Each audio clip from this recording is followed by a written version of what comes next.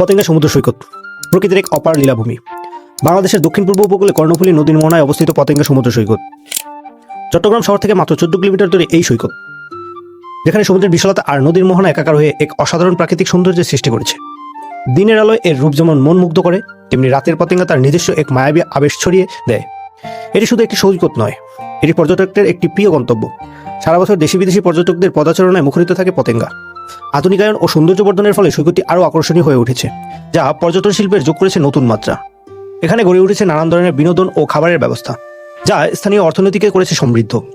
পতেঙ্গা সৈকতের গুরুত্ব কেবল একটি সৌন্দর্য সীমাবদ্ধ নয়, চট্টগ্রাম বন্দরের সন্নিকটে এর অবস্থান এটি দিয়েছে কৌশলগত ও অর্থনৈতিক গুরুত্ব।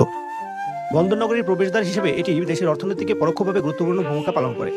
পর্যটন খাতে বিকাশ স্থানীয়দের জন্য কর্মসংস্থানের সুযোগ তৈরি করেছে এবং ব্যবসা বাণিজ্যের গতিশীলতা করেছে।